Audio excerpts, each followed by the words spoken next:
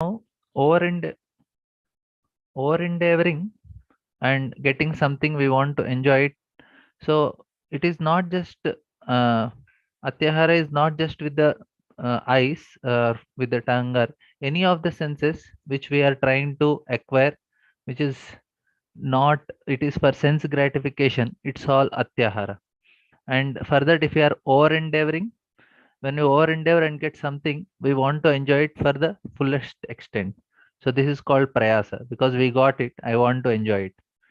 And then there is prajalpa, talking unnecessary about material things. So more we talk about mundane things, more we want to enjoy the mundane things. So it increases our desires.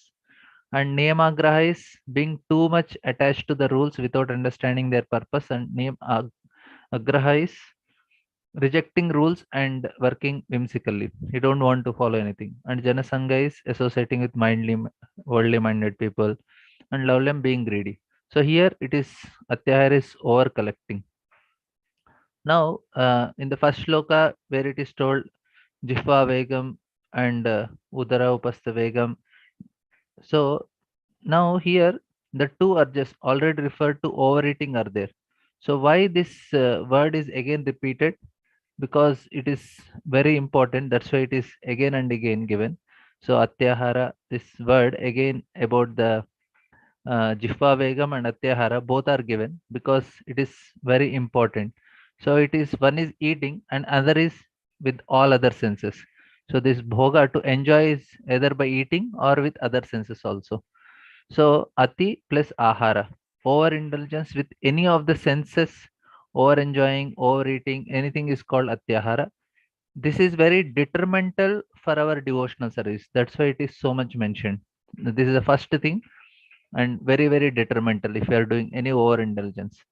And now somebody says, how is it possible? Okay, I'll not do anything with the senses, but that is not possible. So engagement with the senses is, we cannot completely give up because it requires survival. So we need to engage our senses, because just for basic maintenance also we have that.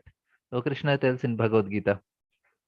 So the material impression stored in our mind will force us to act in a particular way. So one is two reasons. For our survival we act, and the impressions also make force us to act. But those activities must not be done in the mood of enjoyment. So we have to do it, but not in the mood. So material life, sensory engagement, the motivation is raga and dvesha for materialistic people.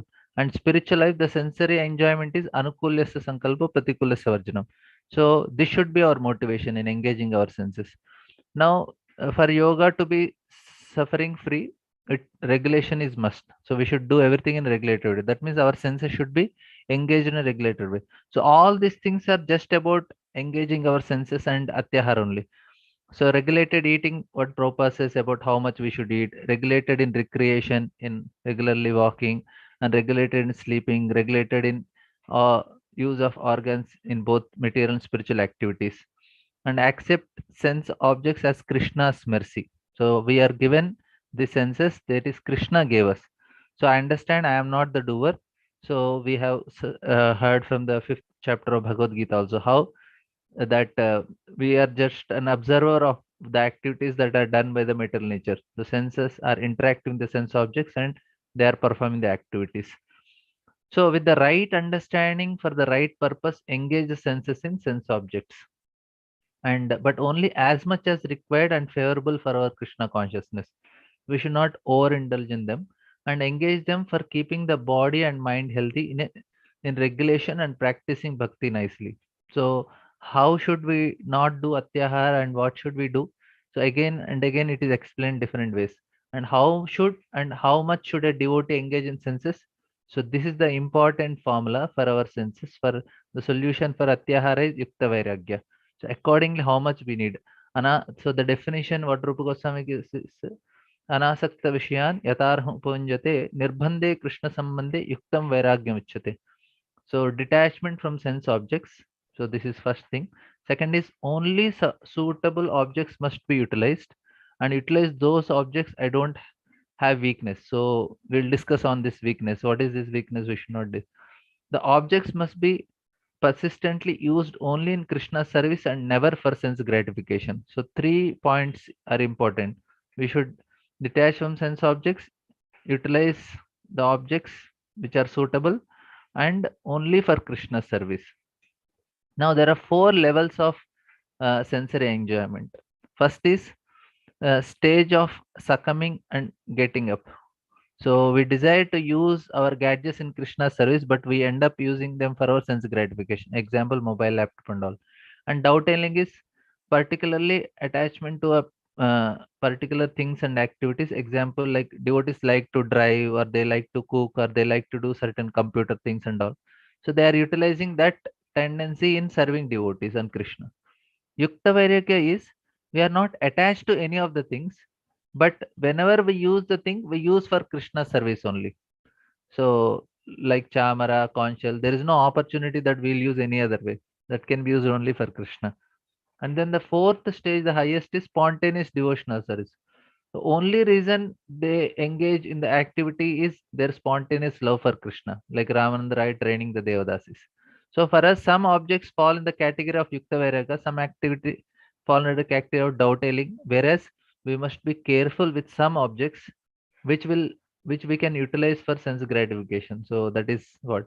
So now avoiding Atyahara. So following the principles of Yukta Vairagya, how we can do it? If some objects does not fall under the category of Yukta Vairagya for us, we should not try to utilize that things in Krishna service. Like example, if you have weakness with internet, better to completely give it up. Otherwise, instead of doing Yukta Vairagya, we end up in Atyahara and sense gratification. If not possible to completely give it up, we should create some fence or parental control like that. So here, if there is no Yukta Vairagya, then we think everything is fit to be utilized in Krishna service, and we don't see if we are fit to utilize these things in Krishna service or not, and we end up in doing sense gratification. Then there is also uh, Shushka Vairagya, that is Falgu Vairagya. Any object will bind me in this material world, so I will not use it. So this is all Mayavadi's philosophy. This is a materialistic ideas. So, Atyahara, accepting sense objects in the spirit of enjoyment. And the solution is accept sense object as a Lord's mercy, only as far as required, favorable for devotional service. And that is, if sense objects are honestly accepted as Lord's mercy, then Vikta Vairagya is easily attained. So, we will get the solution for our Atyahara. And when Krishna is what is Krishna conscious activity, we have to spend lot of time in preparing our consciousness. So this is very important. Before doing activity, we prepare our consciousness. That is actually Krishna consciousness. When in performing any activity, the consciousness is prepared for serving Krishna. And then honoring prasadam, especially atyahara for our tongue, chant prasadam prayers, meditating on the meaning, accept that food as mercy of the Lord, and thank Krishna for giving his remnants to attain his lotus feet, and glorifying the Lord and take prasadam, thinking it to be Lord's mercy. And also Chaitanya Mahaprabhu says, accept sense objects without attachment and chants Krishna's name. Don't endeavor for palatable footsteps and find balana kaibo, balana paibo. Accept the sanctified Bhagavad Prasad that is easily obtainable, not endeavoring. So we should not have prayasa here. And whatever is required, take only that. Taking more or less will not yield auspicious results. So this is the solution for Atyahara and Hare Krishna.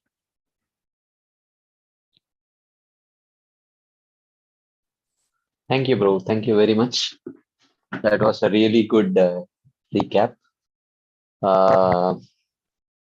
So we will continue. I will just share the screen.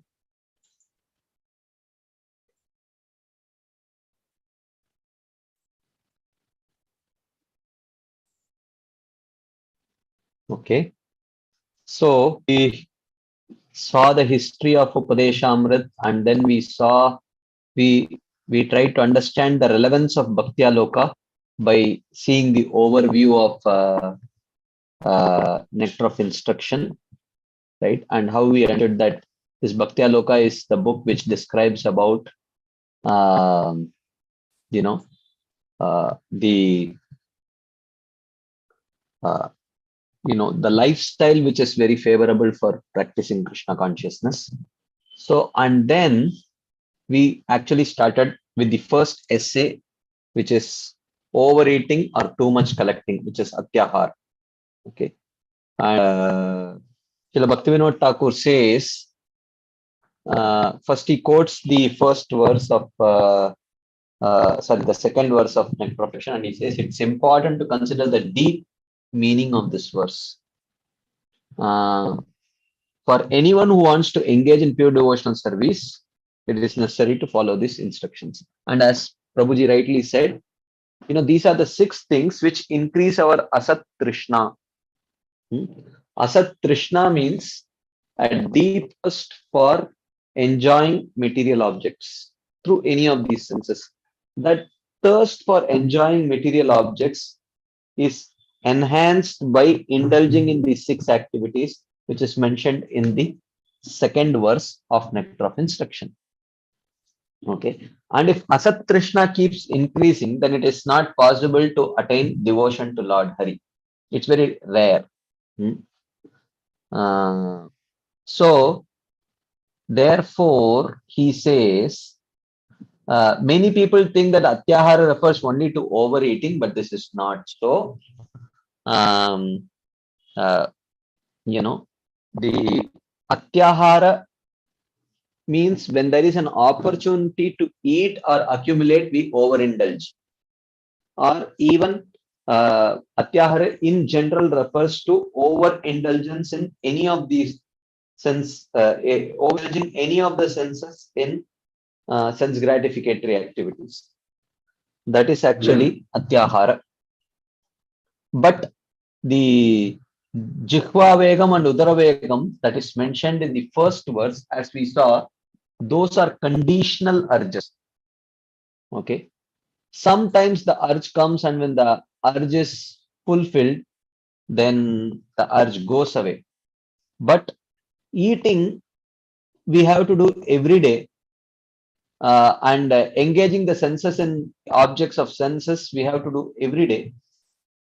So if we keep over indulging in any of these things, then this leads to a poor immunity. We start losing our immunity to actually control the urge of the tongue and urge of the belly. Okay, so this is something. So avoiding atyahara or practicing to avoid atyahara is actually an act of rewiring our inner self so that we get the immunity to resist the vachoram, manasa, krodha vegam, jihva vegam, udaropastha vegam, like that. So Srila Bhaktivinoda Thakur calls this as conditional urge and constitutional change. So jihva vegam, udar vegam is a conditional urge, whereas avoiding atyahara or learning to avoid atyahara is a constitutional change, a change of inner constitution that is needed to develop the immunity to resist the urge, to resist the conditional urge, which is mentioned in the first verse of Nectar of Instruction. Okay, so then he says that, of course, he talks about, atyahara does not just talk about eating, but about all the sense objects. So then Bhaktivinoda Thakur, if you remember, he talks about actually we have to, for basic survival also, the senses have to interact with the sense objects. It is not possible to survive without the senses having to interact with the sense object. Some amount of enjoying or food for the senses is absolutely necessary for survival. Okay, but Krishna says this in Bhagavad Gita, nahi kaschit shanamapi jatu tishtatya karmakrit karyate hi avashak karma sarva prakriti jayvi. Because the living entity is filled with material impressions which will push him to engage his senses in some kind of sense gratificatory activities. So therefore, it's not possible for a conditioned soul to remain without performing an activity even for a moment. It is not possible. Okay, that's what he says. That so therefore, one should not even try to completely stop the interaction of senses with the sense objects, because that will be a futile attempt, and that is not the recommendation of the Shastra also. So, what is the recommendation of the Shastra? Okay, before that. So he says, okay, just hold on for a second. So he says that since maintaining one's life is not possible without action, one must work to maintain his life. It's one cannot stop. But just that those activities where you have to make the senses interact with the sense objects should not be done in the mood of enjoyment. Okay. So material life has sensory engagement, but the sensory engagement is based on raga dvesha. If I like it, I will engage my senses in that sense object. If I don't like it, I will dissent. In devotional life also, there has to be sensory engagement, but the sensory engagement is guided by the principle of anukulyasya sankalpo pratikulyasya varchanam. Whatever is anukul for bhakti, I accept, and whatever is pratikul for bhakti, I reject. So therefore, if one can transform all his bodily activities into activities favorable to devotional service, then that is bhakti yoga. Okay. So the Shastras don't say don't engage your senses in sense objects. The Shastras rather say regulate. नात्यश्नतस्तु योगोस्ति न चैकान्तं अनश्नतः न चाति स्वप्नशीलस्य जाग्रतो नैव चारुज.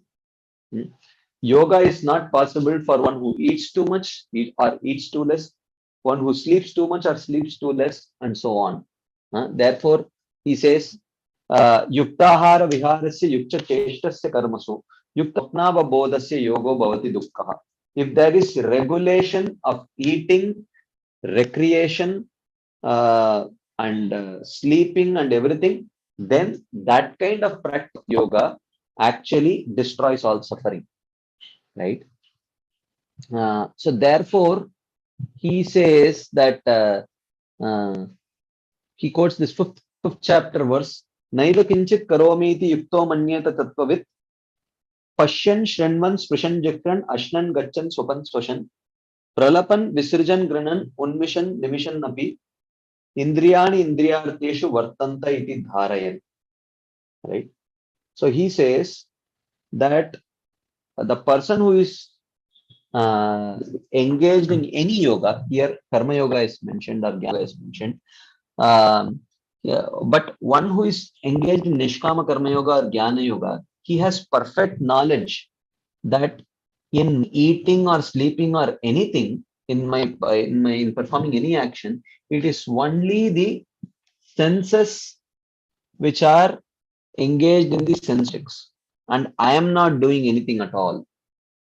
Which means basically the Shastras do not discourage engagement senses with the sense objects, but when the senses with the sense objects are, when the sensory engagement is takes place with the right understanding, then it leads to a favorable result. When that engagement happens with the improper understanding, then it leads to an unfavorable result. That is the point that is being described here. Okay. So a yogi or a jnana yogi, he engages senses with the sense object with a particular understanding, and a bhakti yogi is also expected to not completely stop sensory engagement, but engage the senses with the sense objects with the right kind of understanding. Okay. So so therefore, what is that understanding with which a devotee is supposed to engage his senses in the sense objects? Is yukta vairagya. So in this very nicely Radha Pramod Prabhu recapped that there are 4 levels of engagement. The stage of succumbing, sensory engagement in Krishna consciousness. Okay, within Krishna consciousness. Okay, within Krishna consciousness, that the stage of succumbing to sense gratification and getting up. This stage is called as Vishayagara. Okay, this in Uddhav Gita, Krishna says, Jata Shraddho Matkatasu Nirbinna Sarvakarmasu Veda Dukkatmakam Kaman Parityage Api Anishwaraha. He says. So, Tato Bajeta Mam Prita Shraddhalu Drida Nischaya Jushamanascha Tan Kaman Dukkodarkamscha Garhayan.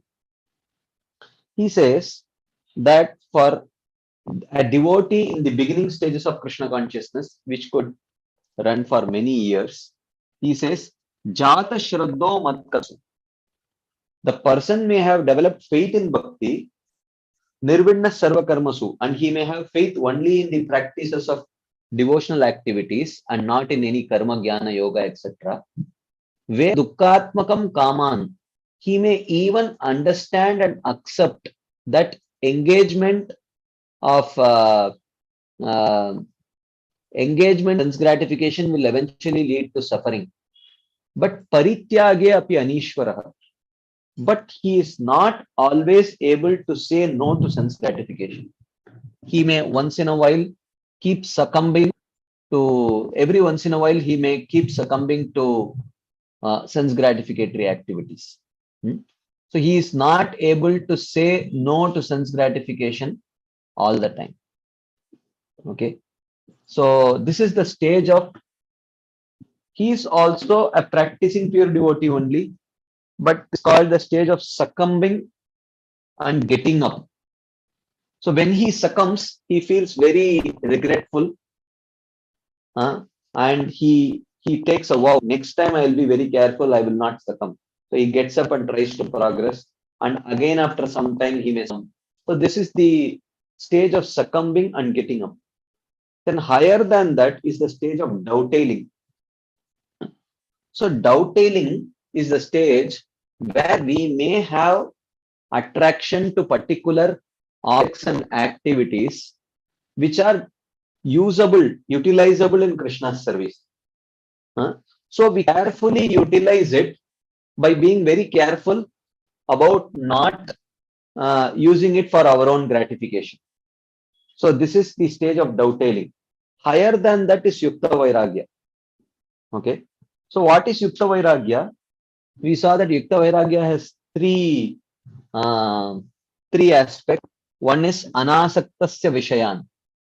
The person is detached from the sense objects, or the object that he wishes to use in Krishna's service, he has no attachment, or the service that he wants to render to Krishna, he has no attachment to it. So this is the first aspect of Yukta Vairagya.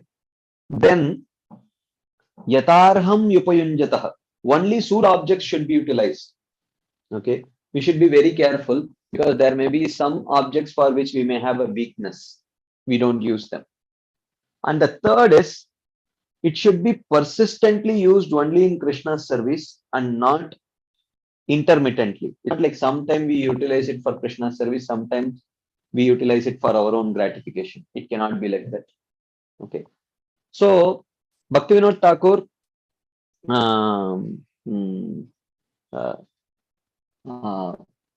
gives three very simple principles about Yukta Vairagya.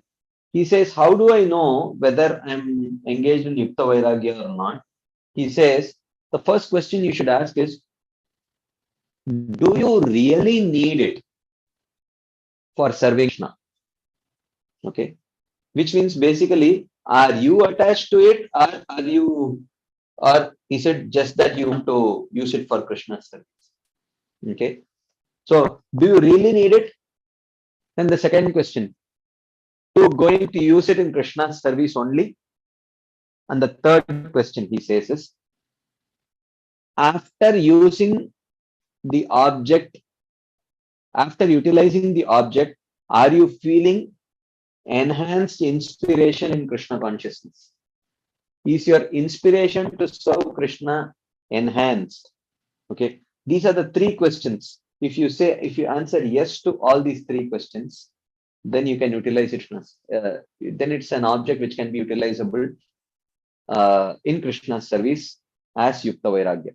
And the highest is spontaneous devotional service, where perfected devotees utilize the objects only out of spontaneous love for Krishna. There is no question of material attachment or anything.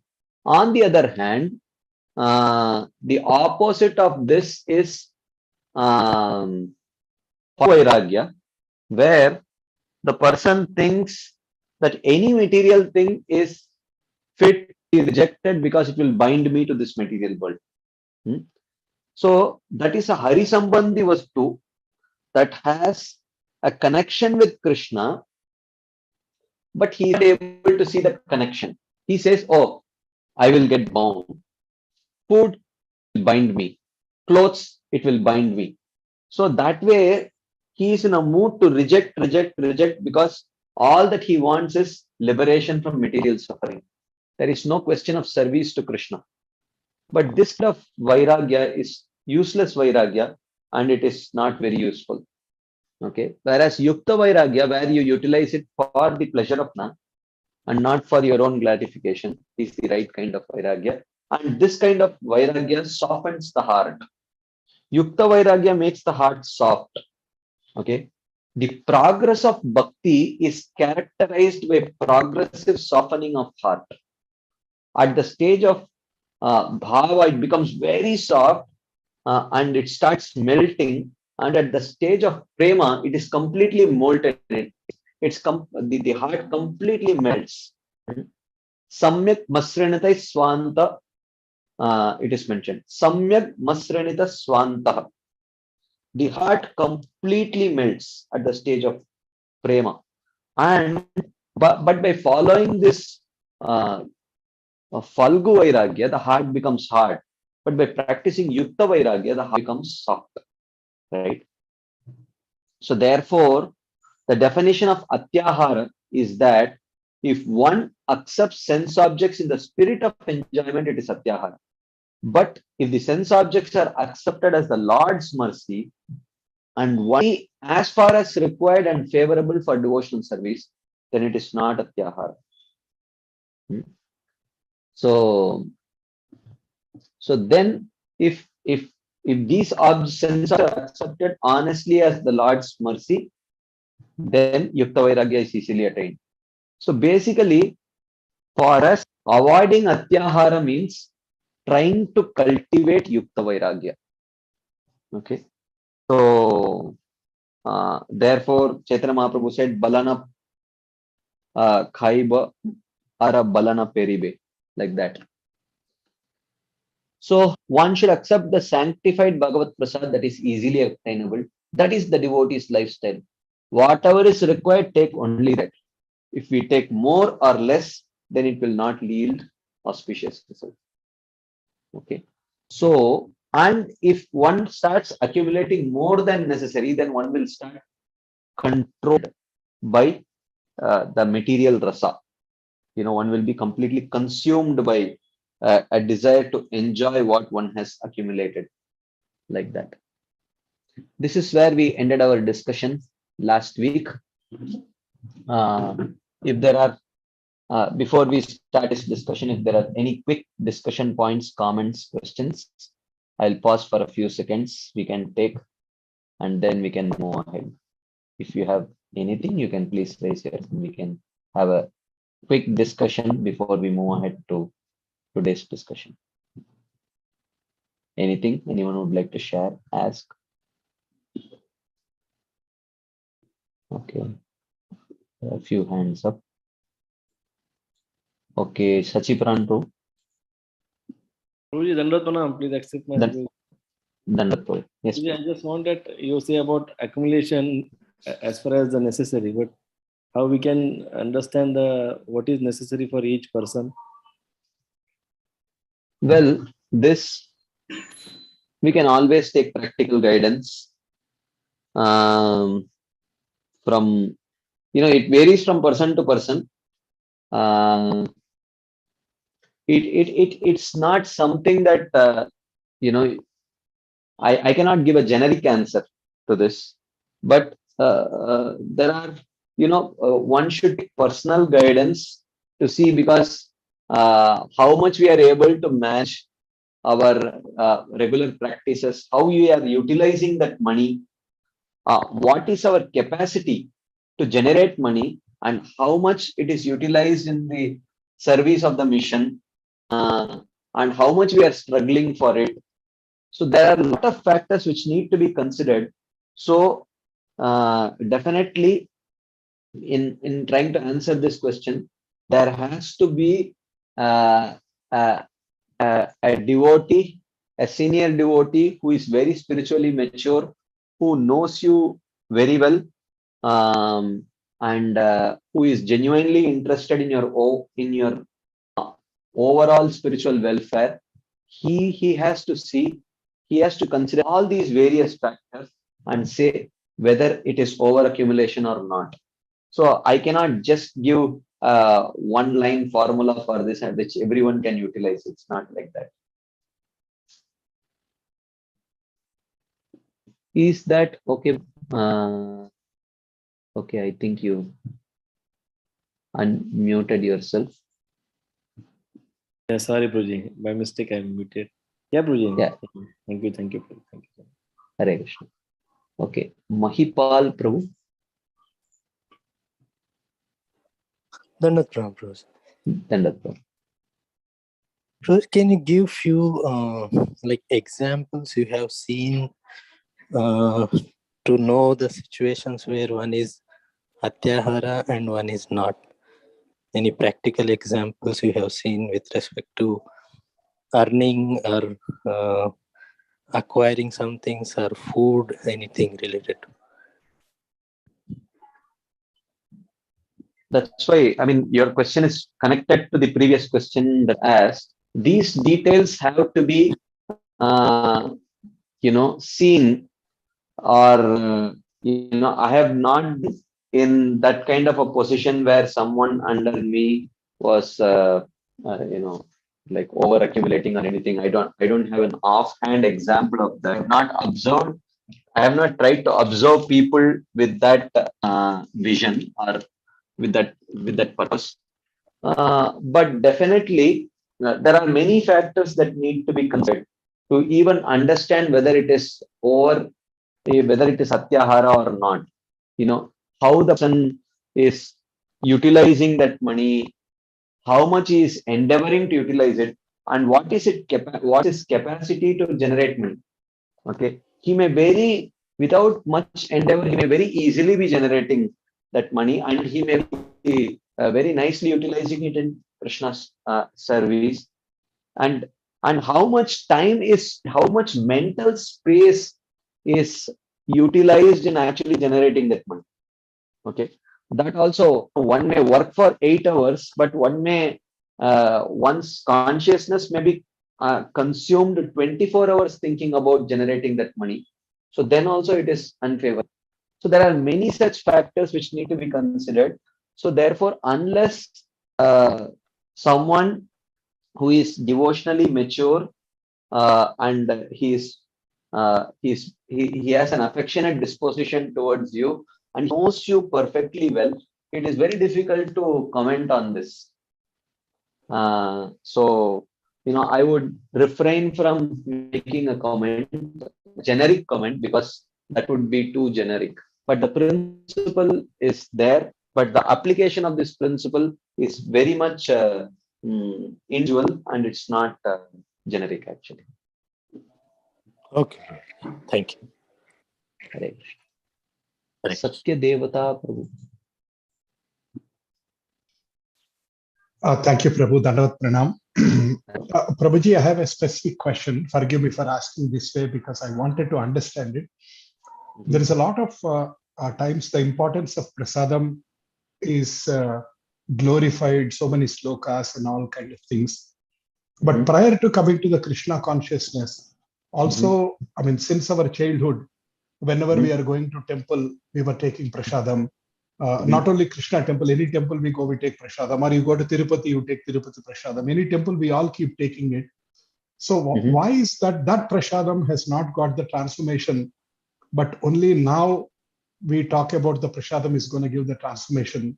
And several people in the world, especially if I take the Indian context or South Indian or Indian context, people somehow or the other, whether they are connected with the Lord or not, continuously are taking prasadam.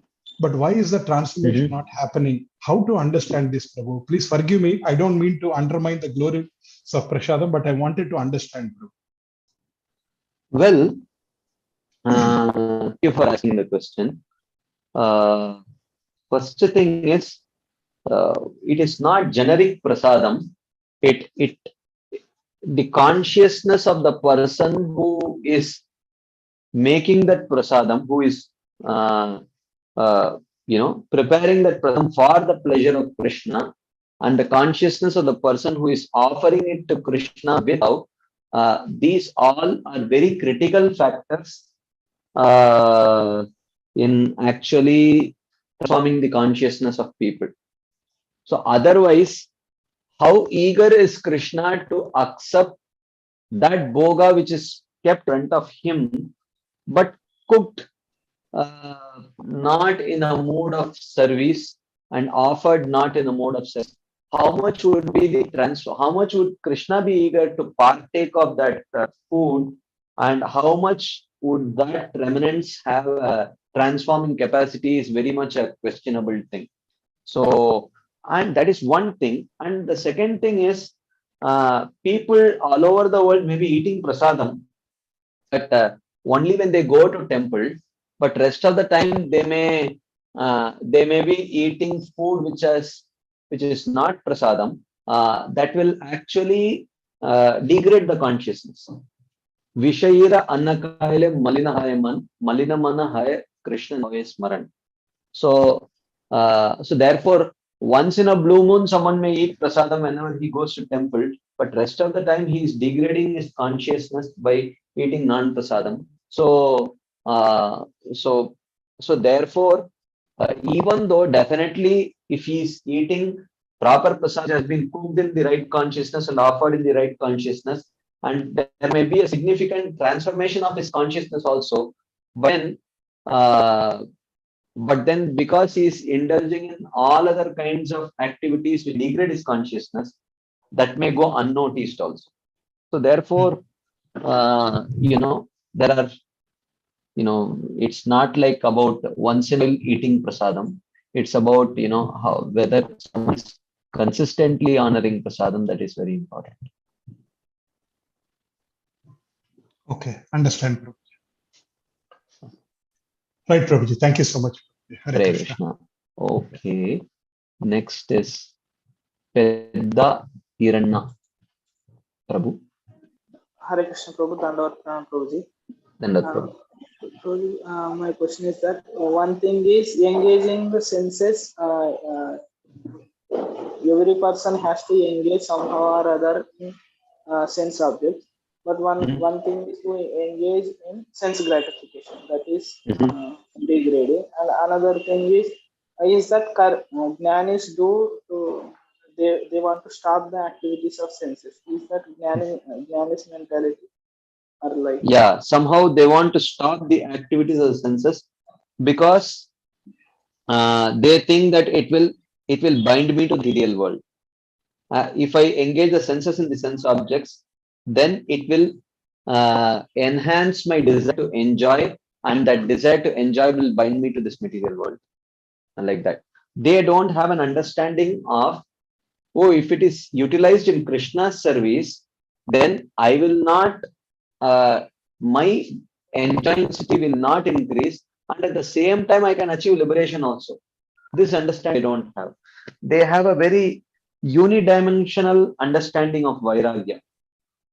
Vairagya means refraining the senses from sense objects. But they understand that, no, that is not the case. You can actually engage your senses for Krishna's pleasure, and still it is considered vairagya. and it can also give you liberation like that. They don't understand that. Thank you. Hare Krishna. Krishna Prabhu.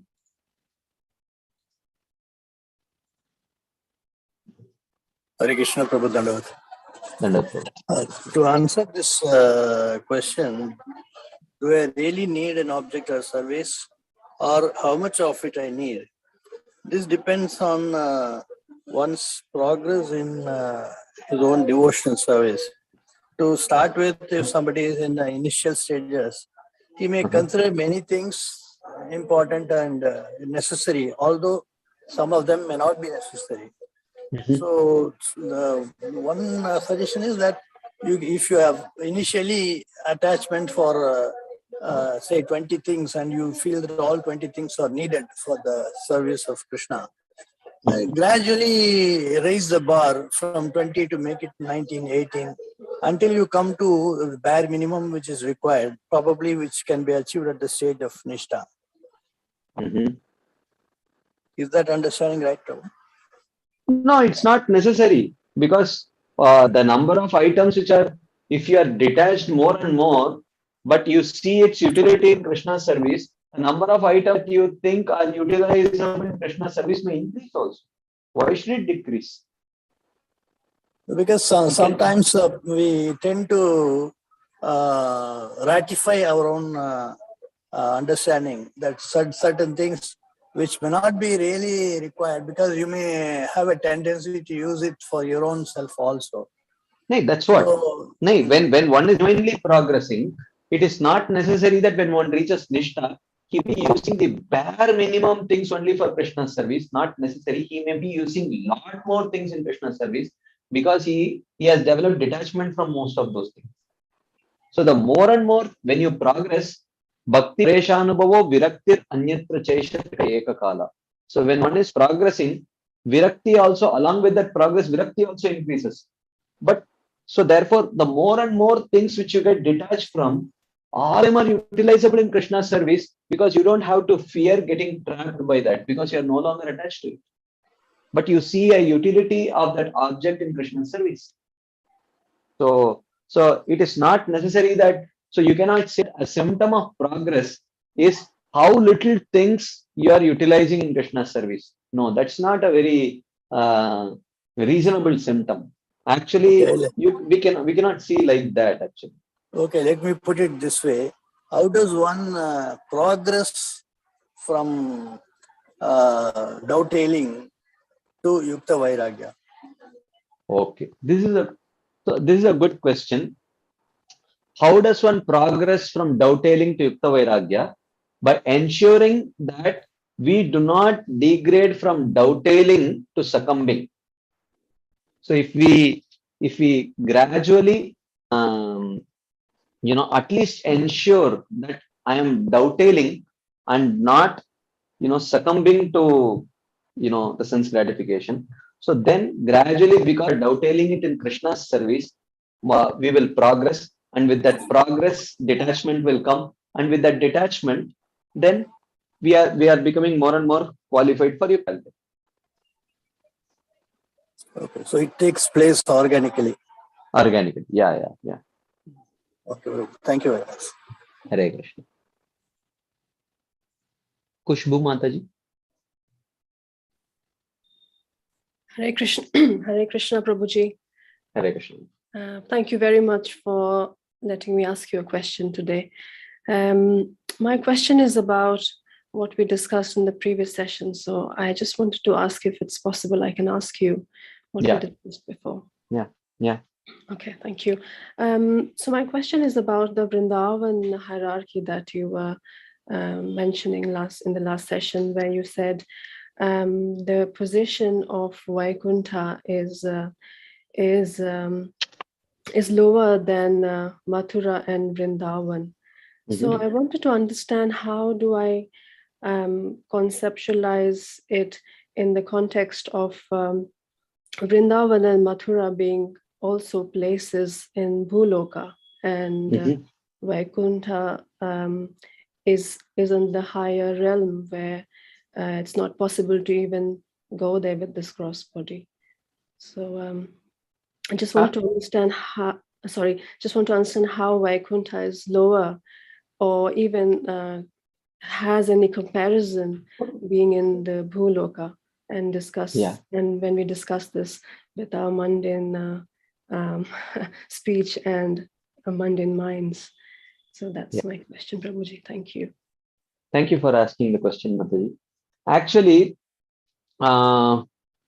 we may say what the Vrindavan, even which is in the Bhuloka, is accessed at different levels by different people. So, if we see Vrindavan as just a place which is accessible by purchasing a ticket and reaching there and seeing with our normal material vision, like we would see anything, we are probably not accessing Vrindavan.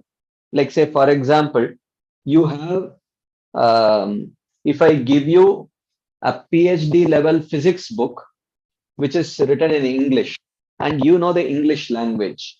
So it has the same full stops and same commas and same words and everything. So we may say that, oh, it's an English book, I can all read and understand. You may be able, you may read it, but how much we will be able to really understand is question mark, because it may be the same language, but the subject matter is something which is beyond comprehension. So, and the more and more you get trained in the subject matter of physics, a commerce graduate cannot understand that PhD level physics book, but an undergrad physics student can to some extent understand that physics book, and a master's physics student can understand it a little bit more, and one who is a PhD, he can understand it perfectly actually. So therefore, in Bhauma, in on the planet Earth, there is Vrindavan, and many people are staying there, many people are visiting there, many people are doing business there, but does not necessarily mean they are accessing Vrindavan. So the consciousness that is needed to access Vrindavan for what it really is, the way the PhD student will understand the book, that consciousness is higher than, and the experience that you will get by accessing it is actually higher than what one can get even by going to Vaikuntha. So what is really experience of, if your right attitude and the right devotional maturity, what the kind of bliss that one can experience while staying in this Bhauma Vrindavan is far higher in comparison to what you can experience even after going to Vaikuntha. That is the understanding. Okay. Prabhuji, can I ask a concluding question with this? Yeah. It's also along the lines of Vaikuntha and Vrindavan again. So when you say the position of Vaikuntha is lower than Vrindavan, Mathura, and I will clarify it, Mataji. I will just add one qualifier to it. It is not a generic statement. It is not a generic statement. It is for those who have developed a particular flavor of appreciation. This is not a universal truth. Okay. This is not a universal truth. Even though you may say that the most expensive, mango, all over the world. I mean, not the most expensive. The most popular Indian mango all over the world is actually Alfonso. Okay. But it is not necessary that all over India, every single person will like Alfonso the most. Right? Sure. Say, for example, Alfonso is available in the western part of India, I am from South India, and I like a totally different type of mango. Okay, even though it may be less expensive. So these things, so when we say, first we have to see what is this nectar of instruction.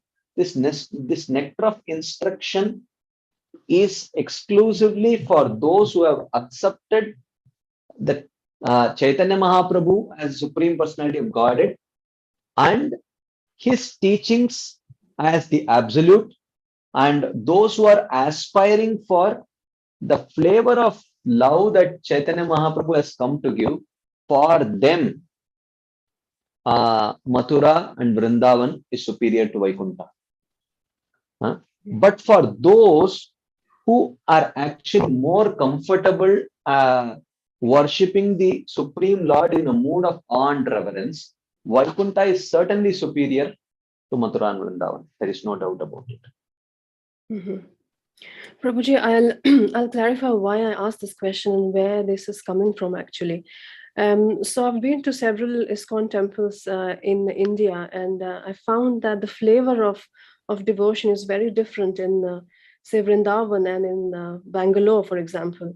In Bangalore, the position of Vaikuntha has been really glorified in my experience to be superior or higher than what I've felt in ISKCON Vrindavan, for example. So I wanted to understand, why is this a difference, even though we follow the Gaudiya Vaishnava in all of ISKCON temples? So just wanted a little clarification, if that's okay. I don't know, Mataji. I cannot answer it because I don't share your experience. Sure, no problem. So, because I have also been to various ISKCON temples all over India and in Vrindavan, and if they are following the proper teachings of our acharyas, irrespective of whichever may be the geographical place that ISKCON temple may be, then definitely the understanding is that the position of Vaikuntha or the position of Vrindavan or Mathura is certainly superior to Vaikuntha. But if for some reason you got an experience or a perception that in all other temples other than ISKCON Vrindavan, there is glorification of Vaikuntha, and only in Vrindavan is glorified, then I would say that probably I don't share that experience. Probably not, actually. Okay. Sure. Okay. No problem. Okay, Prabhuji. Thank you very much. Okay, okay. I'll quickly take one or two questions which are there in the chat box, and then we will have to move ahead. Okay. There is a question. What is the difference between dovetailing and yukta vairagya? Dovetailing is when we may actually be attached to a few objects, but which are utilizable in Krishna's service and we utilize it. That is dovetailing. And yukta vairagya is when we don't have that attachment and we utilize it in Krishna's service. That is yukta vairagya. Okay. Another thing.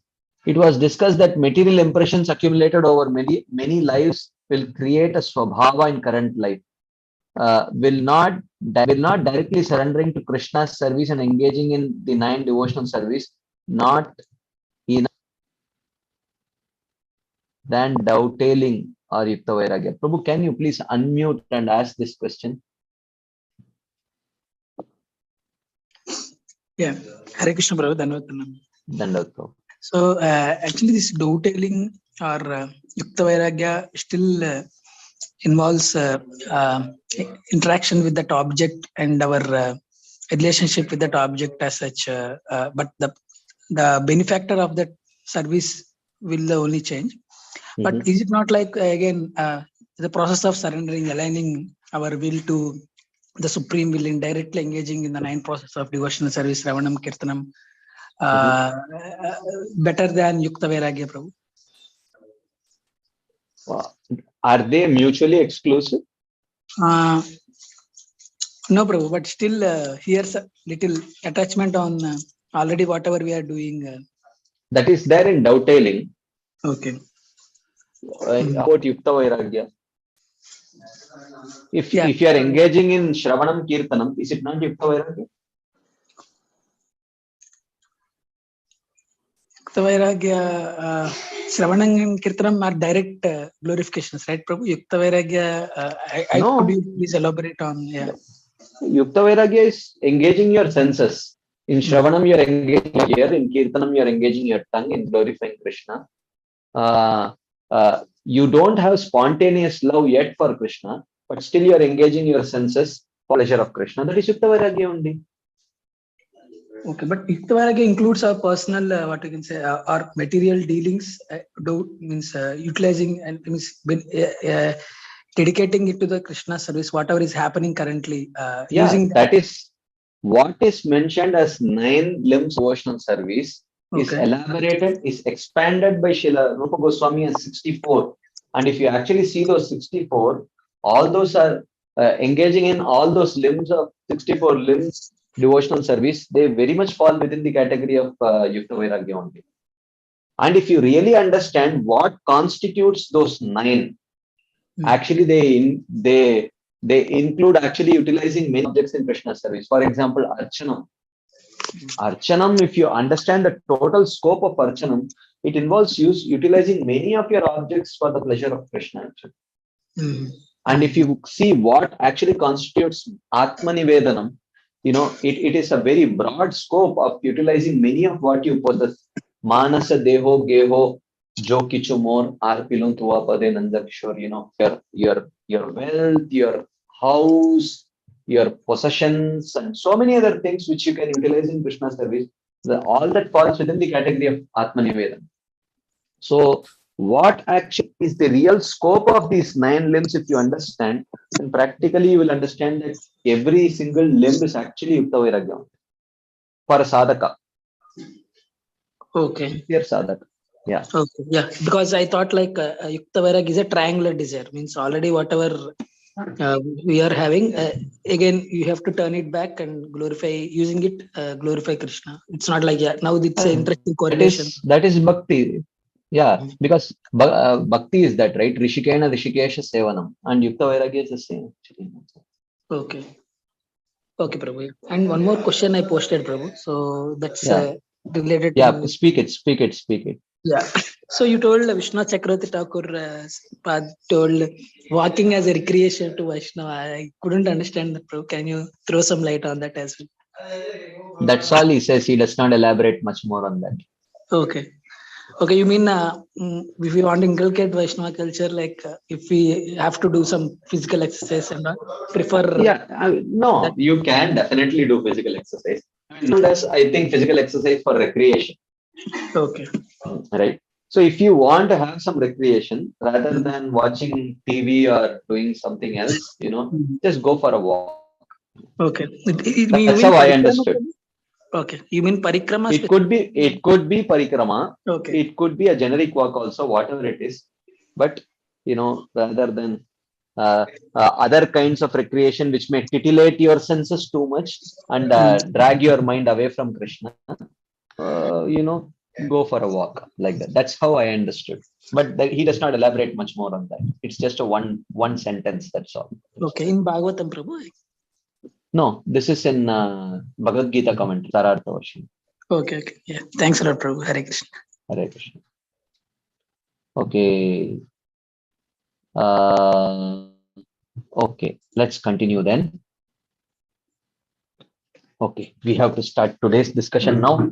I will now cover at least some 8 to 10 slides and then only I will pause for discussion points. So if you have a question in between, please note it down, and when I pause for discussion, I think we can take it up. Okay. Now let's continue. Bhaktivinoda Thakur continues this essay. If he does not properly accumulate, then the body which is his means of worship will not be protected. So accumulation, whatever is needed to maintain his body, that much accumulation should definitely be done. Okay. Over accumulation or under accumulation, both are unfavorable. So whatever is bare minimum needed for him to maintain his body and soul together, that much definitely must be accumulated. So he says, the purport of the instruction to tolerate the urges of the tongue and belly mentioned in the first verse is this. What is the meaning of tolerating Jihva Vegam and Udara Vegam? Purport of tolerating Jihva Vegam and Udara Vegam. What is the purport? So he says, the materialist easily becomes greedy to enjoy the finest taste, and being afflicted by hunger, he becomes extremely agitated and enthusiastic to eat the available foodstuff. This is a material urge. Whenever this type of urge will arise, it should be controlled by the cultivation of devotional service. Okay. Whenever the urge arises, it has to be controlled by the cultivation of devotional service, which means eat prasadam. Okay. That is one way of doing it. The injunction to reject atyahara mentioned in the second verse is a constitutional rule for the practitioner. The injunction of the first verse is conditional, and the injunction of the second is constitutional. Right? So don't take the word constitutional to mean on the level of soul. That is not the way in which Bhaktivinoda Thakur is mentioning here. Conditional urge means it comes under some conditions. Like say, for example, if you eat now, okay, then 15 minutes later, you will definitely not feel hungry. Okay. But 6 hours later, you may feel hungry. Okay. So it's a conditional urge. And after you eat, when the hunger is pacified, there is no longer the urge to eat. So, vacho vegam, jihva vegam, udaropa vegam. So, let's take the case of udara vegam. When you have an intense urge to eat, what decides how much you will be able to tolerate that hunger, that urge of hunger, how much you will be able to tolerate, what decides your ability to tolerate? Okay, your inner constitution. And how do you build up that inner constitution? By consciously avoiding atyahara. That is how the explanation is there. That is how it is explained. If you consciously avoid overeating, whenever the opportunity to eat is there, then you develop an inner constitution which is suitable for resisting the urge of the belly. But if whenever an opportunity to eat is there, if you keep on overeating, then your inner constitution is not suitable to resist the urge of the belly. So whenever hunger comes, you have to immediately pacify it. You will not be able to tolerate it at all. Why? Because whenever the opportunity for eating was there, we ended up overeating. Okay. So therefore, it is not very favorable. So that is the difference between conditional urge and constitutional urge. Okay. So the first is, in the first verse, what is mentioned as udara vegam, the urge of the belly is conditional, whereas atyahara is a constitutional thing. When you resist atyahara, when you stop overeating, you're developing an inner constitution that is more suited to resist the conditional urge of hunger. That is how it is described. Okay. There is one more thing to be said, he says. There is one more thing to be said. All these instructions have two different types of applications. Okay. Atyahara. How to resist atyahara, or how do you give up atyahara? The application of this principle is twofold. Okay. One is for the householders and the other is for the renunciates. Okay. Householders can collect in order to maintain their family members. You cannot say, well, I am satisfied, this much is sufficient. Well, but what about your family members? Well, they may need a lot more things, but I don't need so many things.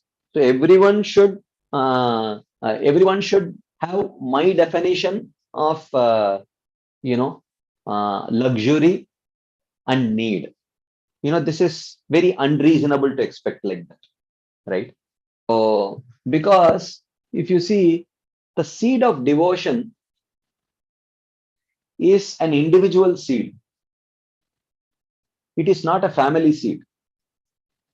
This is very important to understand, right? The seed of devotion is an individual seed. It's not a family seed. Sometimes the husband may have received the seed, but the wife may not receive the seed yet.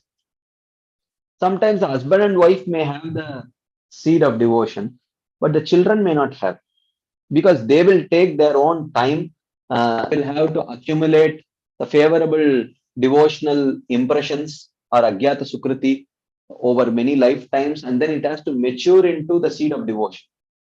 Okay, so it is not a family seed, it is an individual seed.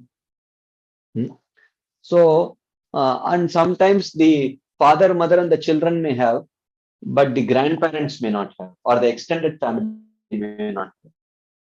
Therefore, and even if everyone has the seed of devotion, we do not know if everyone has watered that seed to the same extent and it has grown into a plant or a tree with the same level of maturity. That is also not true.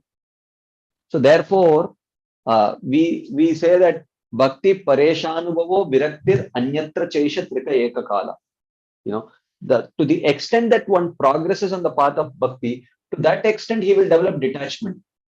But if there are 4 people in a family, not even though all 4 may be devotees, but whether all 4 people's devotional maturity is at the same level, it's highly improbable actually. So therefore, if it is at different levels, then the level of detachment will be also be at a different level, right? So therefore, it is a very complicated thing. So this application of this principle of atyahara or over accumulation, when it comes to a family, your individual detachment is only one factor, but there are other factors, because you have to consider what is the level of devotional maturity of the other family members, because you cannot deprive them. So what you think as luxury may actually be a basic necessity for them. So it becomes very stark. I can see it. Now that till now, now that I have relocated to Chennai and I'm staying with my parents, so I'm able to see it. I'm able to see something that which I think, this is basic need, but they think that it is, hey, why spend time on this? Why spend money on this? This is not needed. We can adjust it. We can do some jugaad and adjust it. That's what they think, or at least, or sometimes my father thinks that, oh, this is adjustable. My mother thinks, what do you mean? This is basic need. So therefore, the application of this principle has many facets to it when it comes to application in a householder's life. Actually, if you are a renunciant, you are the only one.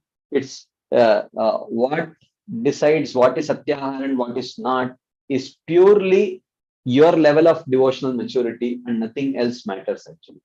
But in a householder situation, it becomes the application is much more complicated or complex. So householders can collect in order to maintain their family members.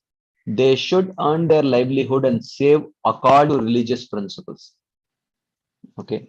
So you can earn your livelihood and save according to religious principles. Okay. So that is not a problem at all. So then with this savings, they should serve the Lord, the devotees, guests, family members, and themselves. Okay. So whatever is needed to serve the Lord, the devotees, the guests, the family members, and themselves. Okay. That much is there. And this is a very generic principle. How much service is service? That again is a gray area that needs to be, it's all, the application is very subjective. It's not very objective, right? If a householder collects more than his requirement, then this is an impediment in his devotional service and in his achieving the Lord's mercy. So saving too much and earning too much are both atyahar. There is no doubt, right? So now, again, how much is saving too much? So these are all, again, the application of these principles, we have to take proper guidance. So the essential principle, one of the very important points that I am trying to indicate here is, there is no substitute for mature live guidance. Not everything can be learned through books. The principles can be learned to some extent, application can be learned, but the nitty-gritties of the applications of the principle need live, mature guidance. There is no substitute to it. Books cannot substitute that, right? So, as I mentioned, there must be a devotionally mature devotee, and he must be, and he must have also have similar life experience as yourself, or as you.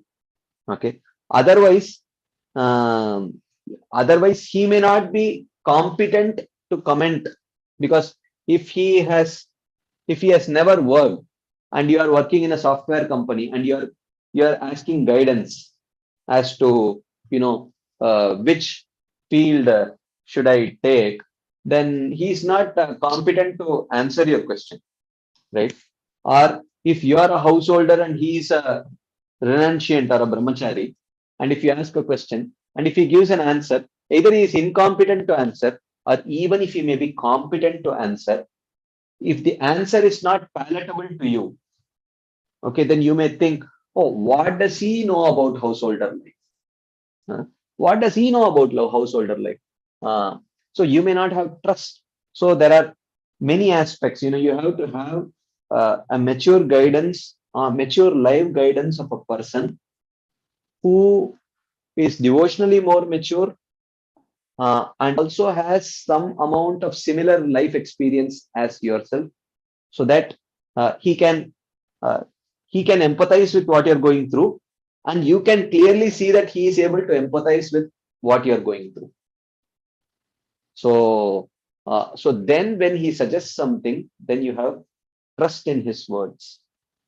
So therefore, you will definitely ask, whenever we discuss this subject matter, there will always be questions about how to draw a line, where to draw a line, these kind of questions. All these questions need live guidance. The principles are there, but the application need live, mature guidance. Without that, there is no replacement for that. Books cannot answer those questions.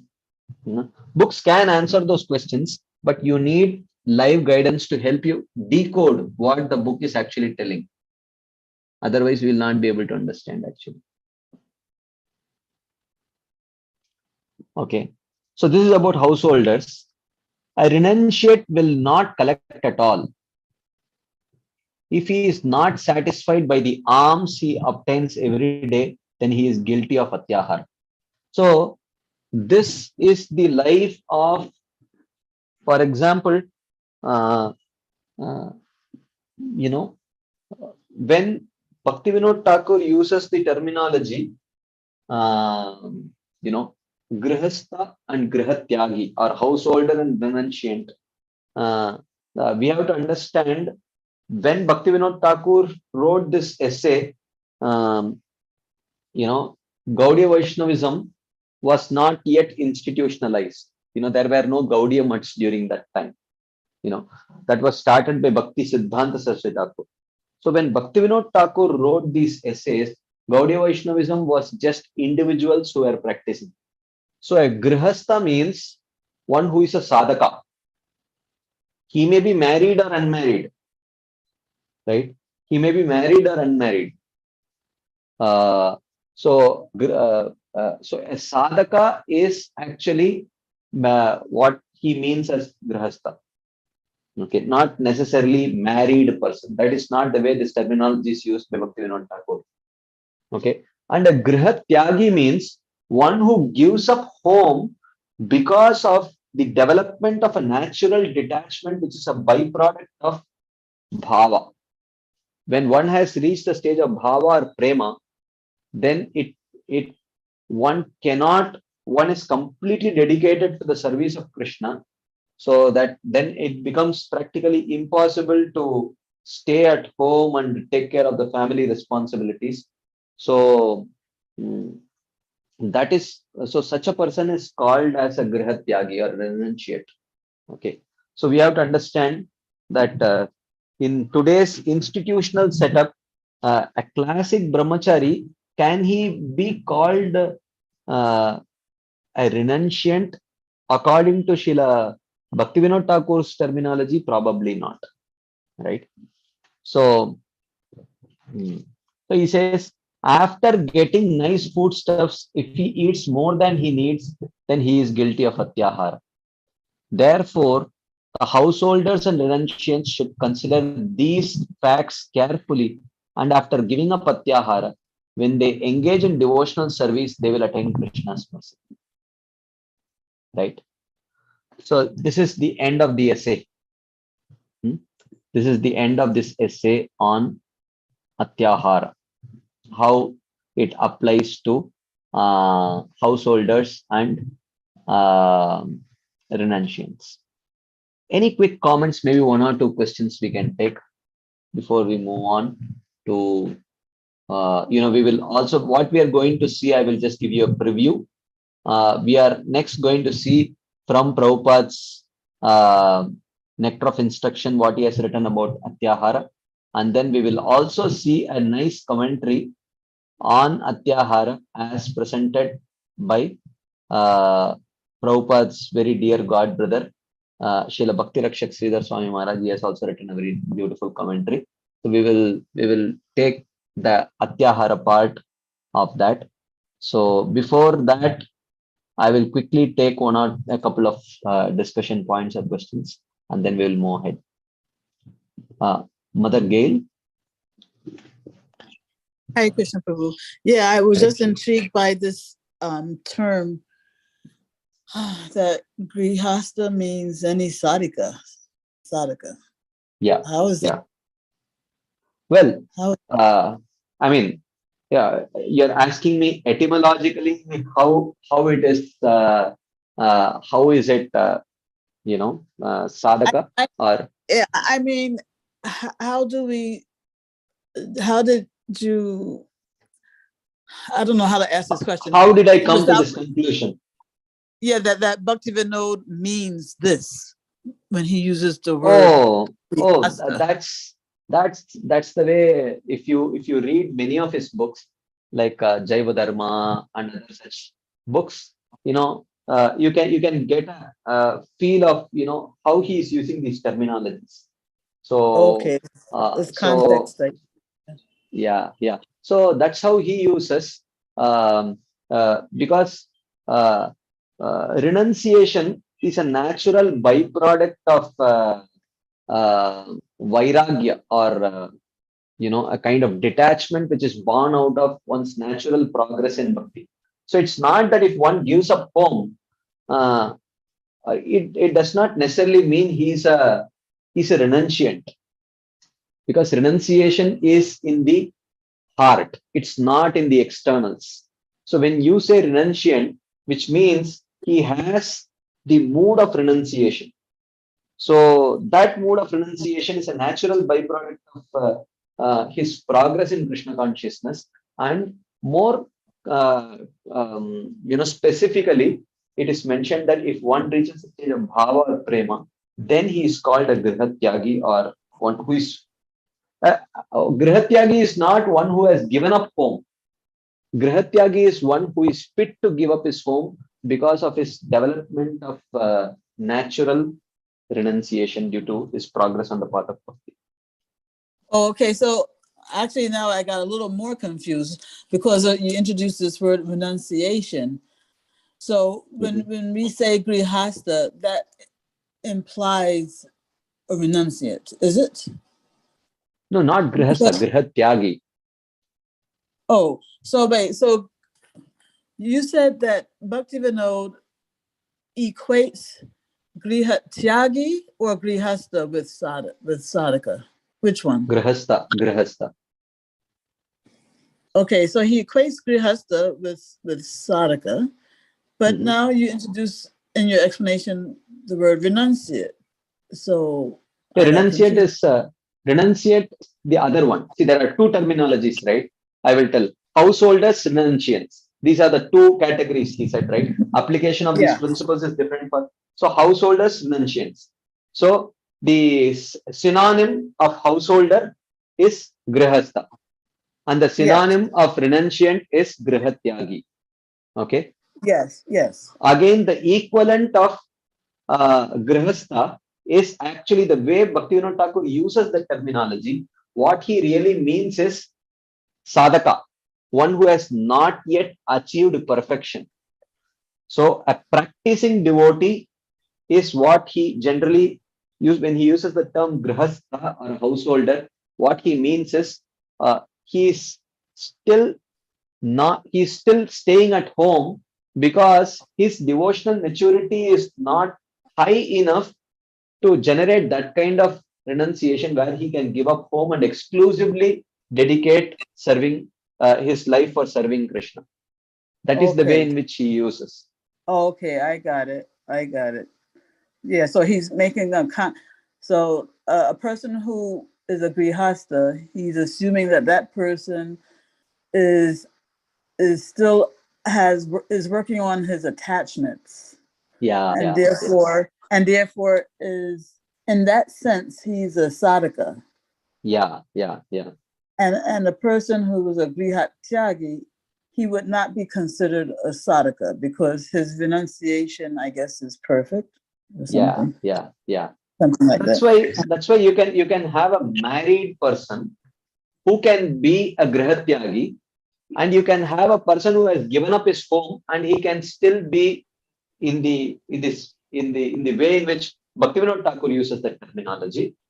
He can be a grihastha only, right? So he may have attachments. So can you call him a renunciant? Not in the strictest sense, right? So that is the way in which Bhaktivinoda Thakur uses that terminology. Yeah, because it's not an external thing. It's a matter of your consciousness. Yeah. Okay. Thank you, Prabhu. Thank you. Hare Krishna. Thank you. Bala Ganesh Prabhu. Hare Krishna Prabhu. So as per the description, so I'm an unmarried person practicing devotional service under at home, Prabhu. So all these I should this Gruhasthas, whatever Bhaktivinoda Thakur says, so I need to align myself to Gruhasthas principles, Prabhu. There. I mean, what I am telling is, if it says Grihastha, when Bhaktivinoda Thakur says Grihastha, then internally you translate it as sadhaka. Okay. Rather than taking it as, don't get into the terminology, you translate it as a practitioner and a perfected devotee. When he is talking about Grihastha and renunciant, you take it as sadhaka and practicing devotee. So whether that sadhaka is staying in an ashram or whether that sadhaka is staying at home, wherever he may be, but the principle applies to a sadhaka like that. Okay. Yeah, perfect. When there you mentioned receiving guests. So is it same as, for example, if I don't have that provision to receive guests or do some service to the guests, if our temples are doing that service like Annadanam or anything, so if I just donate the temple, donate money to that, that is Definitely. Why not? okay. And is vairagya prerequisite to practice Yukta Vairagya, Prabhu? To some extent, yes. Yeah. Otherwise, if you're attached, then you can. Okay, let me elaborate the answer a little bit.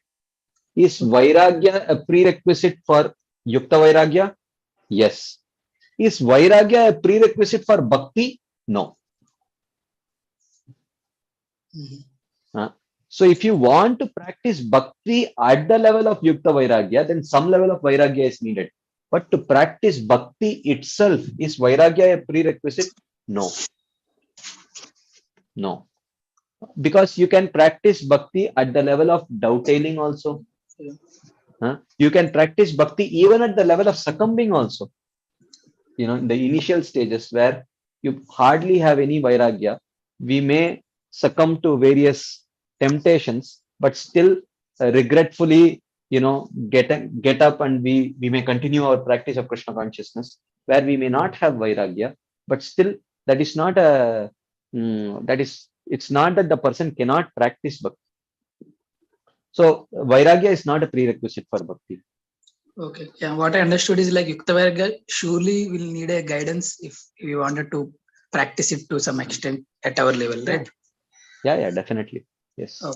And this question is not directly related to session, Prabhu. So recently I went to Mayapur. There, Bhaktivinoda Thakur will be dressed in white in his Purvashrama, but generally he have taken renunciation and perfect. Renunciation for see, this whole saffron was introduced in Gaudiya Vaishnava Sampradaya by Bhakti Siddhanta Thakur only. Before that, in Gaudiya Vaishnava Sampradaya, there was no saffron. There was only white. Babaji, white indicates renunciation actually. Oh, is it? Okay. Yeah. So white means Babaji Vesh. It's higher than our sannyasasana, Prabhu, Babaji Vesh. Yeah, sannyas is Bhakti Siddhanta Thakur introduced sannyas to indicate that we are not so elevated, we are still within the modes. So we are not qualified for white. But of course, that does not mean that the white that we are wearing indicates that we are Babajis. But the point is, he said that, we are not beyond Varnashrama. We are still within Varnashrama. Don't think that you have transcended it. So in order to create that mood, because people are prematurely accepting the Babaji Vesh without being qualified, because there were only two, Grihastha, Grihatyagi. The Grihatyagi is very advanced. Grihastha is not so advanced. So naturally, the desire for name, fame, glorification will push unqualified people to take up to the Babaji Vesh. So therefore he said, no, there are not two, there are five now. Brahmachari, Grihastha, Vanaprastha, Sannyas, and then Babaji.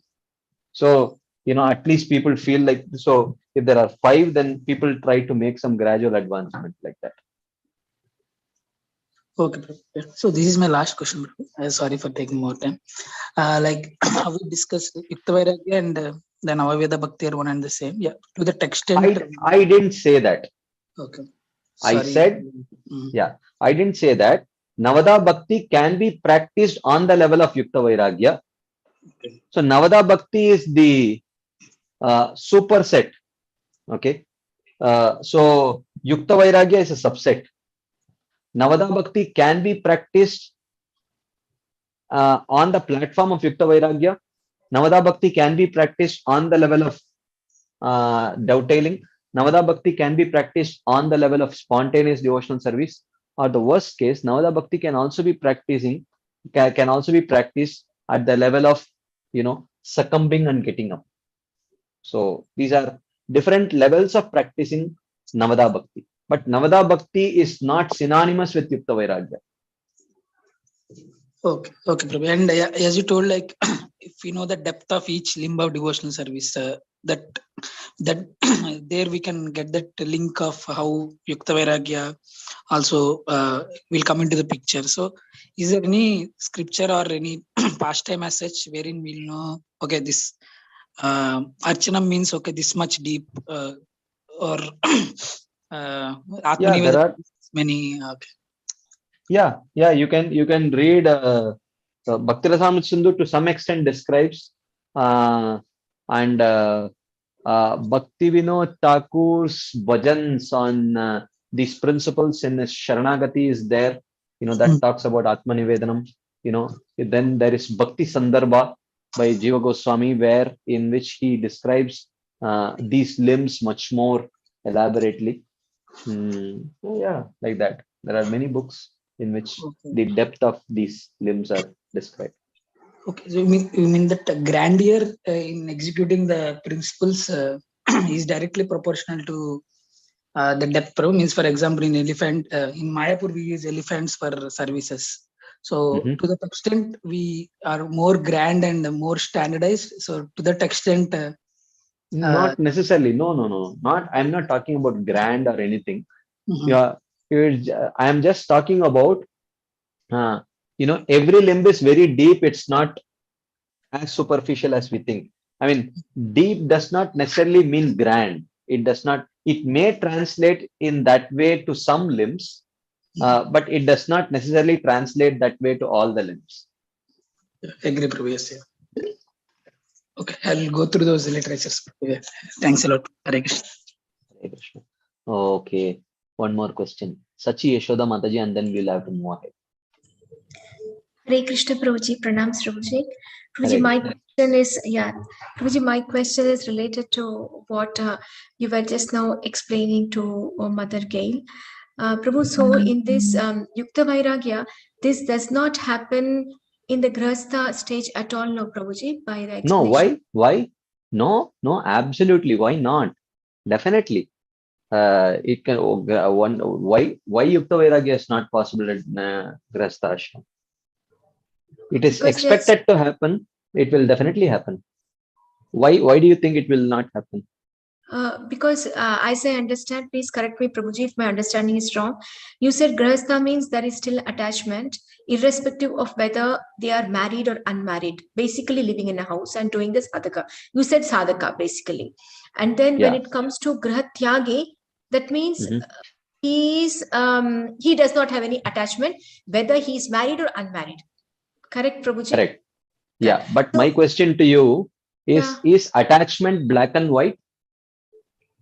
Is it that it is there or is it not there, or are there shades of detachment? You have detached yourself from few things. Were you attached to eating onion and garlic before coming to Krishna consciousness? Yes, Prabhu. Are you still attached? No, not at all. I don't even look at it. And it's very natural. You don't I don't even have to look. make any endeavor. You don't have to make any endeavor, which means definitely. But does it mean that you are a Grahatyagi? That is my question, Prabhuji. So though I'm a married lady and staying with my Prabhu, so can this be considered as a Grahatyagi, or what is that? I mean, it can be, it need not be. See, there are very clear symptoms of bhava and prema. If you read books like Madhurya Kadambini, the symptoms are very clear, at least reasonably clear. I won't say very clear, but very clear. But most likely, we may be at the stage of anartha nivritti, or at the most nishta, which does not qualify us to be on the level of Grahatyagi. But that does not mean because a Grahatyagi his practice is not on the level of Yukta Vairagya. His practice is on the level of spontaneous devotional service. Okay, got it. So Yukta Vairagya is for the sadhakas to practice only. Okay, got it. Okay. Now it's clear, Prabhuji. Yeah. Now this distinction is clear. Okay, Prabhu. Thanks, Prabhuji. Got it. Thank you. Okay, so I think we'll move ahead. We still have about 22 minutes time. So let me see how much we can cover from Srila Prabhupada's discussion on Atyahara, overeating or too much collecting. So we will read. We are reading from Nectar of Instruction. Hopefully, you have already read it, but still, if there is wherever there is a scope for discussion, we will discuss. I see some hands up, but I will take it towards the end. Human life, Prabhupada, human life is meant for plain living and high thinking. Since all conditioned living beings are under the control of the Lord's third energy, that is the third energy is Maya Shakti, this material world is designed so that one is obliged to work. The Supreme Personality of Godhead has three primary energies or potencies. The first is called the Antaranga Shakti or the internal potency. The second is called the Tatastha Shakti or the marginal potency. This is the Jiva, right? And the third is called the Bahiranga Shakti or external potency. This is material nature. Okay. The living entities constitute the marginal potency and they are situated between the internal and external potency. Okay. So this is Jiva. This is external energy and this is internal potency. Therefore, because they are in between, they are called as marginal or tatastha. So, okay.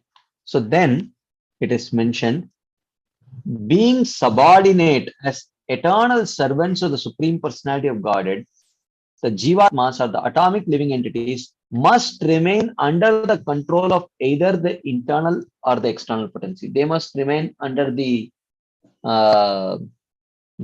control of either the internal energy or the external energy. When they are under the control of the internal potency, they display their natural constitutional activity, namely constant engagement in the devotional service of the Lord. Okay. So when they are under the influence of the internal energy, then that is their natural constitutional position, which is, as he quotes from Bhagavad Gita, Mahatmanastu mam partha daivim prakritimāshrita bhajanti manaso gyatva bhutadim avyayam. He says, the great souls are the fortunate souls, Mahatmanaha. Okay. Daivim prakritimāshritaha, attaining the divine nature, bhajanti ananya manaso, worship my human form with no distractions, gyatva bhutadim avyayam, knowing that my human-like body is the cause of all causes, bhuta adim, and it is indestructible, being fully spiritual, avyayam. So such people who are under the internal potency of the Lord, they engage in unalloyed devotional service towards Krishna. Okay. Unalloyed, pure devotional service to Krishna for the pleasure of Krishna. Right. So then it is mentioned, the word Mahatma refers to those who are broad-minded, not cripple-minded. Cripple-minded persons always engaged in satisfying their senses, sometimes expand their activities in order to do good for others through some ism like nationalism, humanitarianism, or altruism. All this is on the bodily platform. So this is still cripple-mindedness because this is still on the bodily platform. Even if it may be altruism. What to speak of nationalism? Humanitarianism, Prabhupada says. He's not talking about, communism or capitalism or something like that.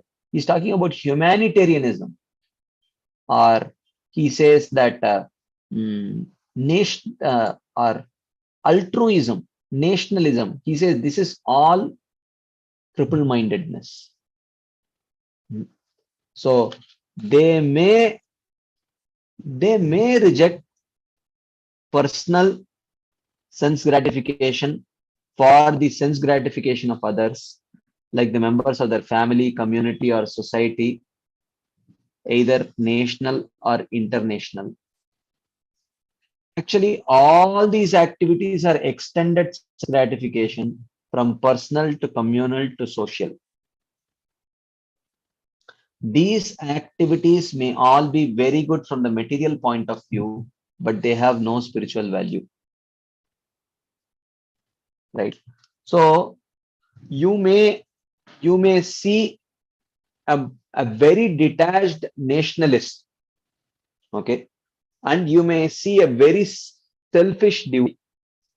Okay, so does it mean that a very selfless nationalist is better than a selfish devotee? At least he is selfless. You may call it extended selflessness, someone may say. Well, you may call it extended selfishness or nationalism. Selfish may not be selfish to your own, but still it's on, you may say that it is extended selfishness. But you are calling yourself a devotee. At least I am sacrificing something for my nation. What are you sacrificing? You are just overeating, engaged in atyahara. You are not sacrificing anything, someone may say. So is a nationalist better? Is a selfless nationalist better than a selfish devotee? Naturally we get this question. Okay.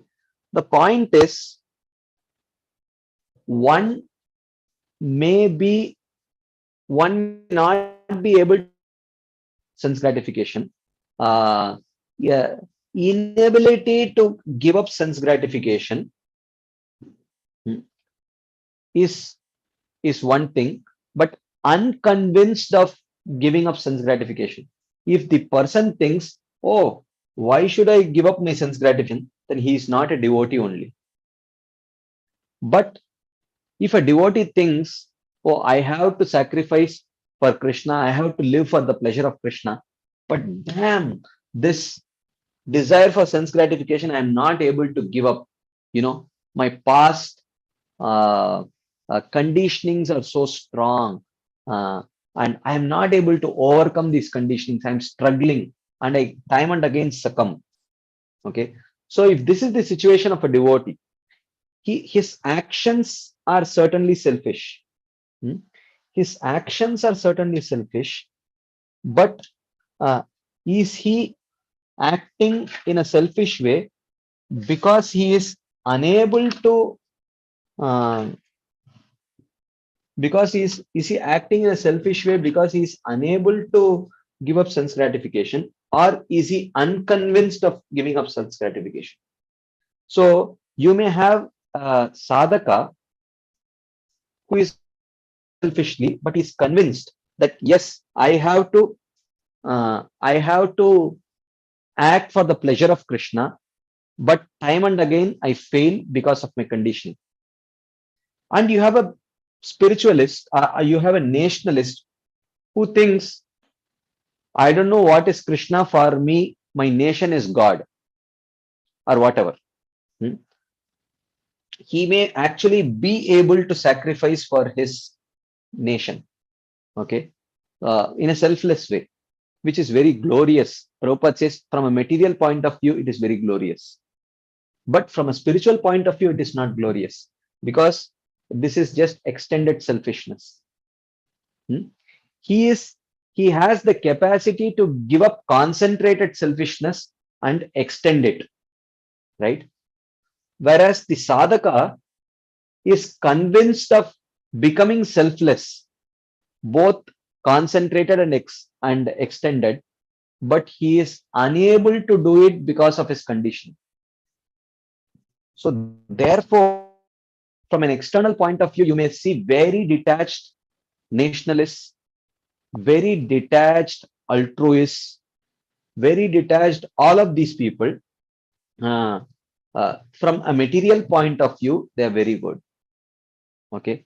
But from the spiritual point of view, it has no value, because it's not going to take them closer to their constitutional position of serving Krishna in one of the 5 rasas. That is the point. So he says, the basis of such activities is sense gratification. Okay. Either personal or extended. Only when a person gratifies the senses of the Supreme Lord can he be called a Mahatma or a broad-minded person. Okay. Here when Prabhupada says, this more indicates the conviction rather than ability.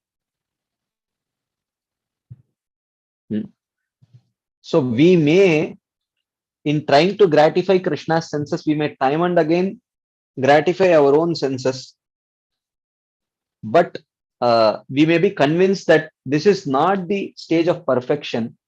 I am struggling and I need to improve, and one day I should come to a stage where I can do everything for Krishna's pleasure, right? So that is the conviction. But the current state may be poor because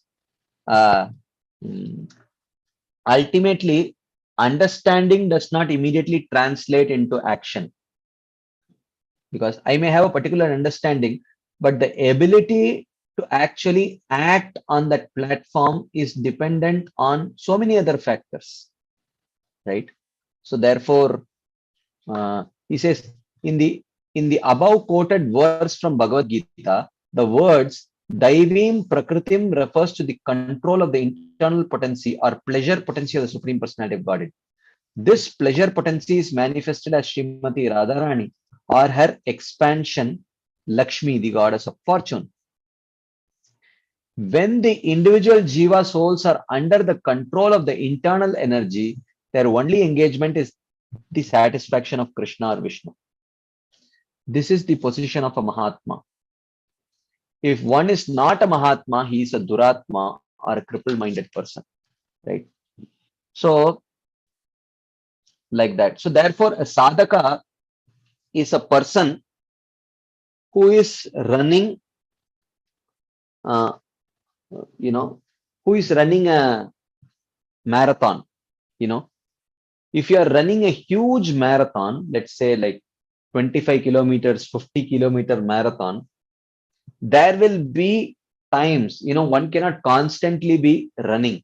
There will be some time when he may actually be walking, and there may be some time when he may actually stop and just gasp for his breath or just drink a glass of water.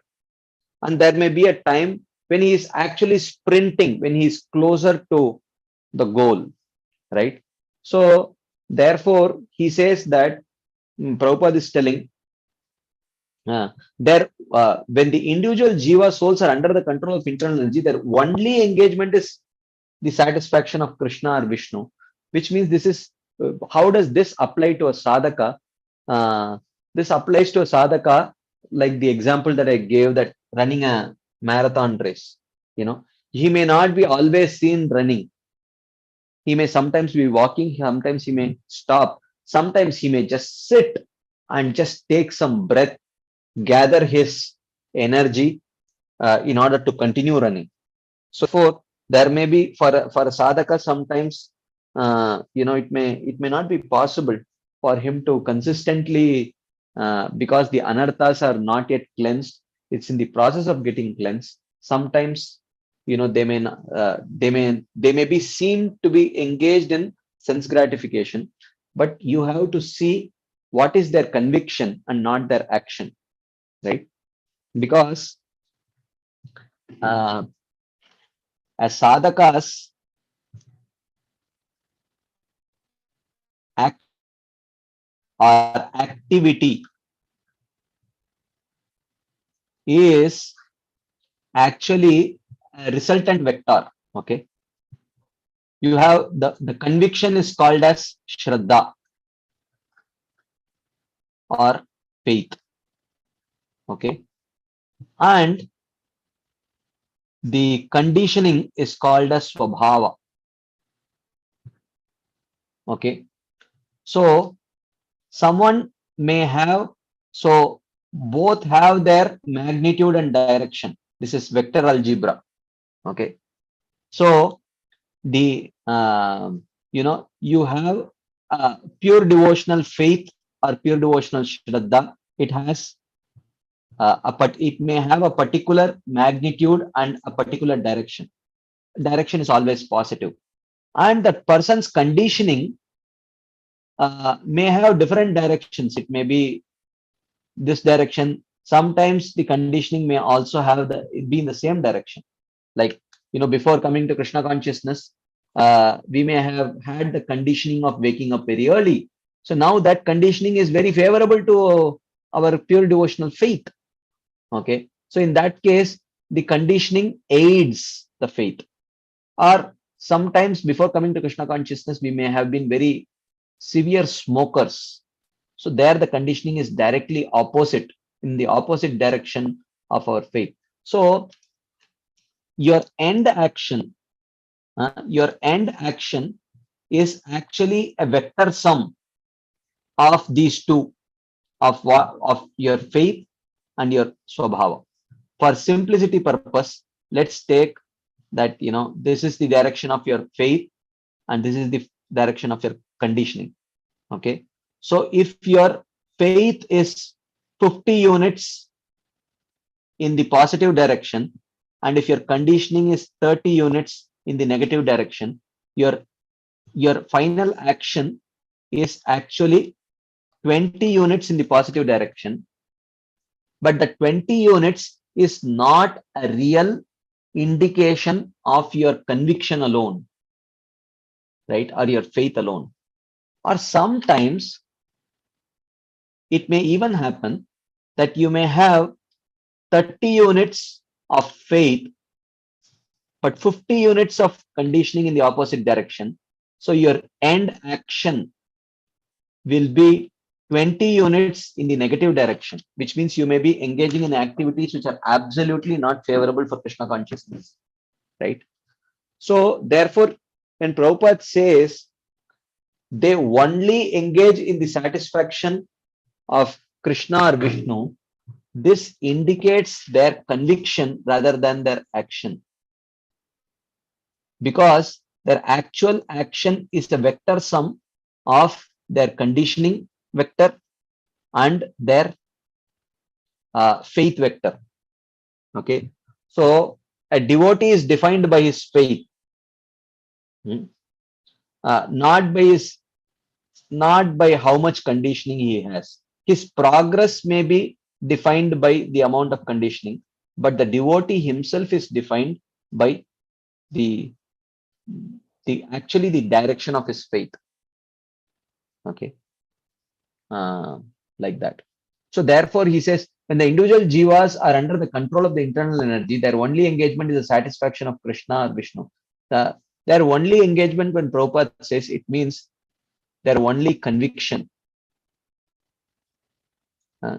They are convinced that every activity should be performed for Krishna's pleasure, but the ability to perform every activity for Krishna's pleasure may be compromised by the conditioning baggage that he is already carrying.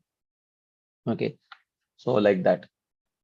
So if one is not a Mahatma, he is a Duratma or a cripple-minded person. Such mentally crippled Duratmas are put under the control of the Lord's external potency called Mahamaya. Right? Indeed, all living entities within the material world are under the control of Mahamaya, whose business is to subject them to the influence of threefold miseries: Adi Daivik Kleshas, Adi Bhautik Kleshas, and Adhyatmik Kleshas. You know what they are, right? Daiva Bhutatma Hetavaha. The conditioned soul subjected to these three miseries by the control of the external energy suffer various difficulties. Okay.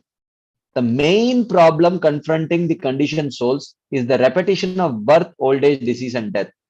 In the material world, one has to work for the maintenance of the body and soul.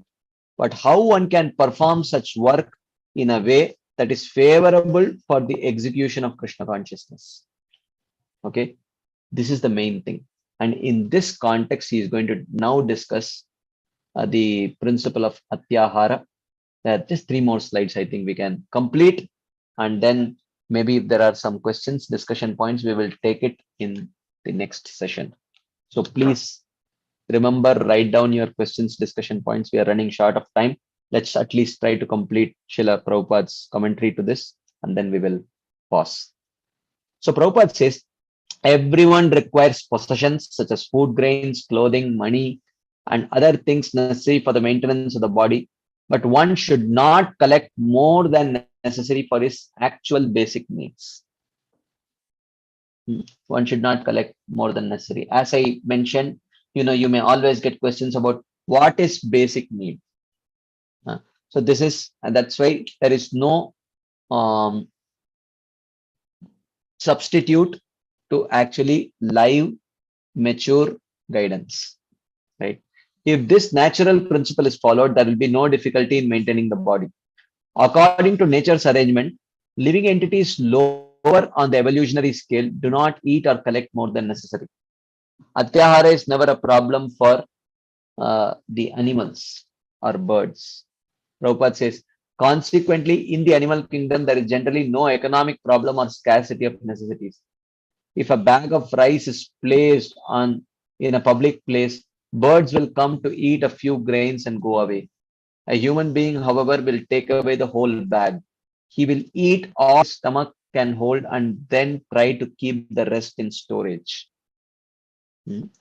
According to the scriptures, this collecting of more than necessary is prohibited. Now the entire world is suffering because of it. Now Prabhupada is, giving a very generic explanation without getting into details, right? But of course, because Prabhupada is living, the mature live guidance to figure out the details, or you have to read his other books to understand the details. But there are details we have to understand. The principle is universal. The application is very subjective. So we will continue this discussion next week because we have run out of time. So I apologize for not taking any discussions at this point, but please do write down and keep so that we can continue this discussion. We can discuss on this topic next week. So thank you all very much for your patient listening and your enthusiastic participation. So we will meet again next Wednesday. Hare Krishna. Thank you very much.